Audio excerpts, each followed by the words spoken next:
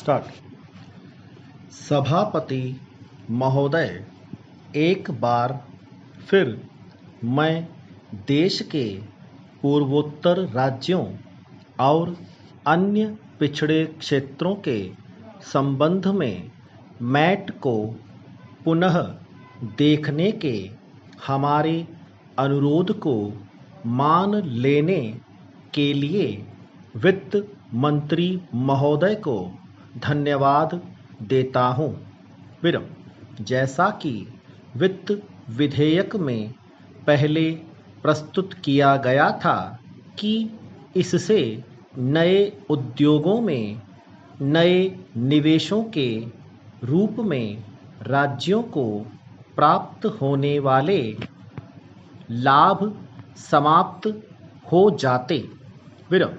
किंतु अपने भाषण में विधेयक प्रस्तुत करते समय उन्होंने यह मान लिया कि पिछड़े राज्यों, विशेष रूप से पूर्वोत्तर क्षेत्र में नए उद्योगों में निवेश के संबंध में धारा 80 के लिए मैट लागू नहीं होगा। पैरा। वित्त विधेयक में वित्त मंत्री ने गुवाहाटी में 1 वर्ष पहले स्थापित किए गए पूर्वोत्तर विकास वित्त निगम द्वारा अर्जित आय को छूट देने में पर्याप्त उदारता का परिचय दिया। विराम। किंतु यह एक ऐसा संस्थान है जो साहस पूंजी निधि की प्रकृति का है तथा देश के पिछड़े पूर्वोत्तर राज्यों में औद्योगिक और अन्य उद्यमों की विकास प्रक्रिया शुरू करने के लिए इसे स्थापित किया गया है। विराम।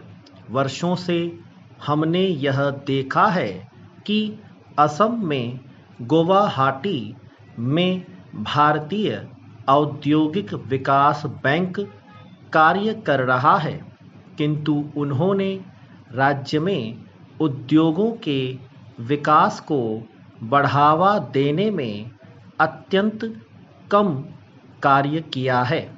विराम। ऋणों या आवेदनों का मूल्यांकन करने में उनके मानदंड बहुत अधिक कड़े हैं। ये मानदंड अन्य राज्यों की तुलना में असम में बहुत अधिक कड़ा है। विराम। इसीलिए उस क्षेत्र के लिए भारतीय लघु उद्योग विकास बैंक और भारतीय औद्योगिक विकास बैंक ने काफ़ी कम ऋण दिए हैं। विराम। नए निगम ने जो पिछले 1 वर्ष से कार्य कर रहा है भी कुछ विशेष नहीं किया है। विराम।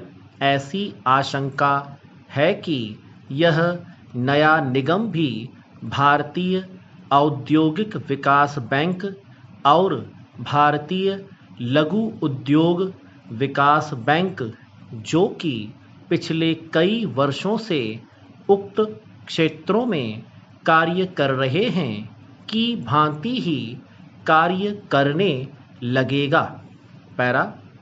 इसलिए मैं अनुरोध करना चाहता हूँ कि इस निगम की आय पर छूट सिर्फ उस आय से संबद्ध होनी चाहिए जो उसे ऋणों, अग्रिम तथा उस क्षेत्र में स्थापित होने वाले नए औद्योगिक उपक्रमों में पूंजी निवेश से हो रही है, न कि आय के अन्य तरीकों से।